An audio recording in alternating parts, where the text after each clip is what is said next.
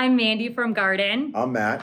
And today we're gonna graft 2 different types of cactus together. And this is definitely a bit of an experimental attempt. Yeah, for sure. I haven't seen these 2 types of cactus grafted together before, and I couldn't find any images of them online, but it seems like it could work. Yeah, we're gonna run an experiment. Yeah. Feel free to jump in with tips and suggestions on how we might be able to do it better, but we're gonna give it a shot. All right, first thing, you need a sharp, sterile knife. This one is sharp, but it is not sterile. I'm gonna go ahead and just spritz it with some isopropyl alcohol.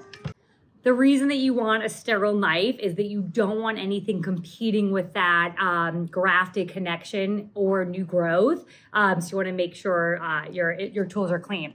What I'm gonna do is I'm going to put the common name Old Man Cactus grafted on top. This is gonna be my rootstock of the Rainbow Pincushion Cactus. So this will be my scion. This will be my rootstock. Let's get to it. All right, I'm gonna put this down, put my gloves on.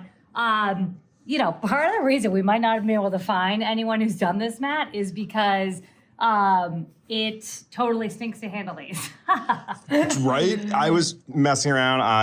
I'm supposed to be the guy who tested those gloves out. I think they're good. I think it's gonna be good. Before I get going, a tip I have gotten from other people who have done this is you don't want this to be tippy, because we're gonna put elastic bands on to hold the graft in place. And if it is wobbly, it'll be wobbly with the graft on top. And so we wanna, we wanna make sure, I'm gonna put one glove on actually.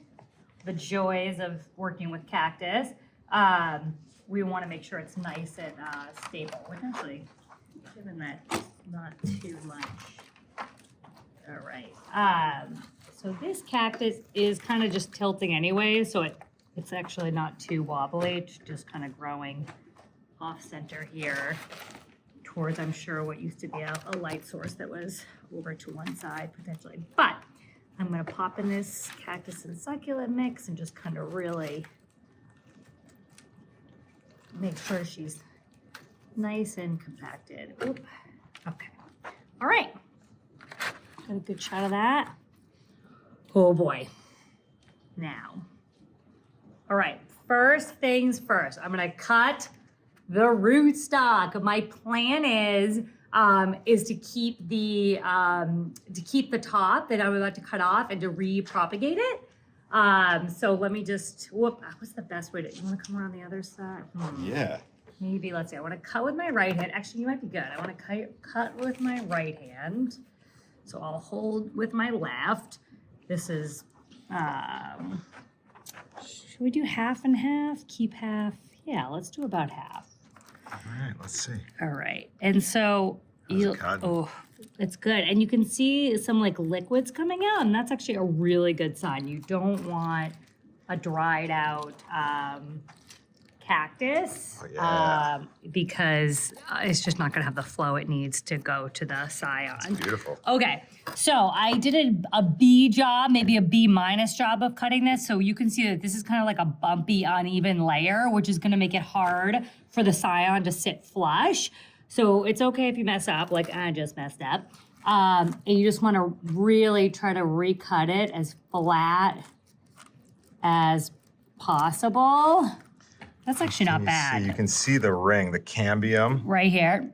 Which is going to be on the, that's on the insides and outsides. You can even see the vascular structure. Oh, that's beautiful. Look at that. Look at that. So you want those to line up, and that's what makes grafting possible. You want those to overlap with the scion and the parent root plant. Before I cut the top off of that, you want to go ahead and kind of cut the original growth away. They call it chamfering off the sides. And the reason is, if you don't do this, these can actually grow up and push your graft off or out of the way, and or just grow up and kind of overtake what you're trying to do. So by kind of cutting back a little bit like that, you are just really letting the graft be the center stage, and really limiting what's going to try to push that. Oh, that was a good one. Push that graft off. There we go. All right. I hope this works. Okay. Now I'm gonna grab, I'm gonna put this here. Oh, actually, can I have that, Matt? Mm-hmm. I have Matt just moved a spray bottle of RO, which is just reverse osmosis water, but it doesn't have to be reverse osmosis. It's so important that you keep your graft site clean, that if you were to get like some dirt or dust or something that blew in here, you'd want to give it, you'd want to give it, Need some in your pumps. pump. You'd want to give it just a quick blast to make sure to clear it off. So that's why I've got this here, my RO pump, just as far as a tool.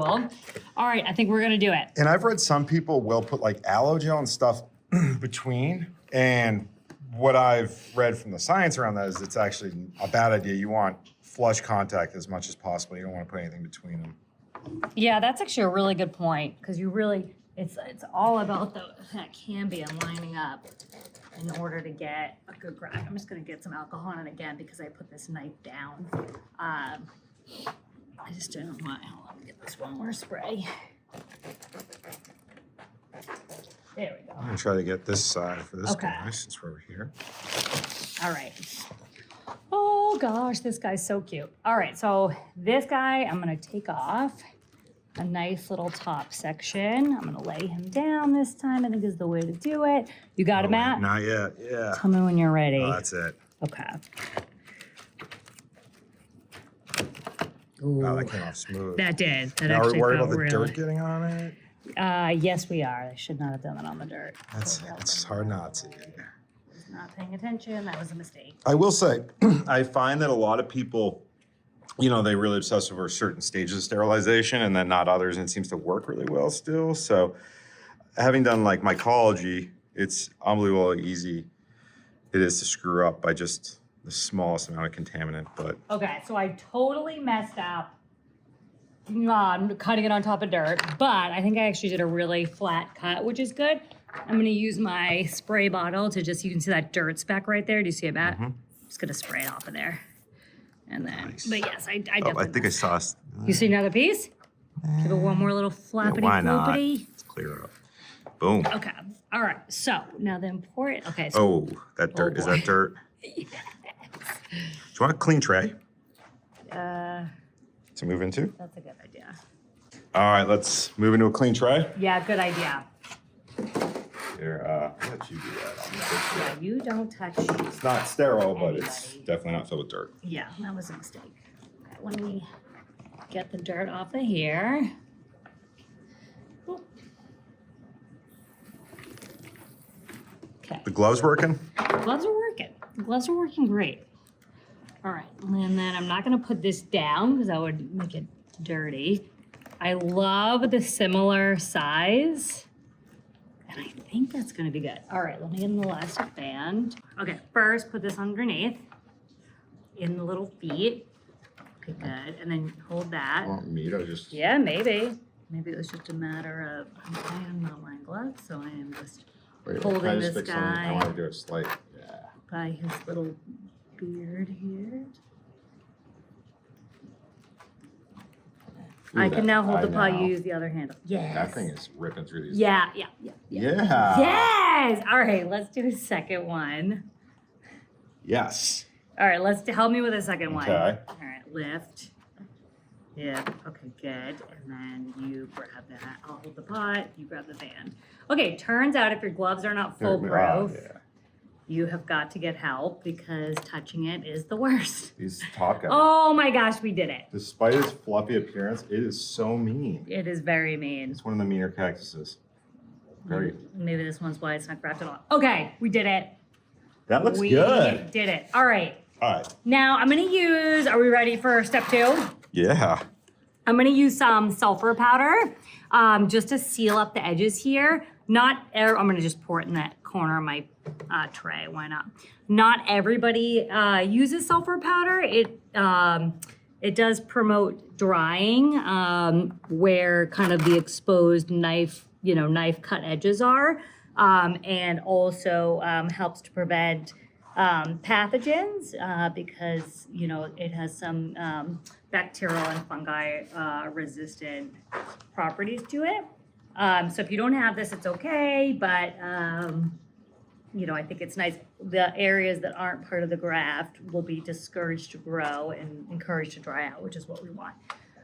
Okay, we did it. I'm also going to, I'm gonna put sulfur powder on the bottom of this cactus. We'll let it dry out. Oh, I wanted to say, we're gonna keep this in this state for 10 days. We'll see if she takes. Okay, let me move this. Now, dry, humid, I've heard both. Oh, thank you. Humidity is the enemy of this graft. So oftentimes even people that have greenhouses where they keep their cactuses, during the grafting stage, they'll bring them inside. The sulfur powder will help with that if you have just a naturally more humid environment, or if this is going to be out in direct sunlight, it's a good idea to use the sulfur powder. But you don't want high humidity that can cause this to fail. So if you think about it, like successful, the reason you use sulfur powder is to dry them out, which think about that when if you have a hard time remembering, do you want humidity or not? Drier is what you're going for. So I'm gonna take this and just, we'll dry out this top here and then we can replant it. Nice. Just love painting it on. All right, we did it. Looking good. I think that's it, you guys. Thank you so much. Well, I think we're all done. Thank you so much for joining us. We'll follow up in 10 days to see if the graft of our Old Man Cactus and our Rainbow Pincushion Cactus took, and 2 of them have become 1.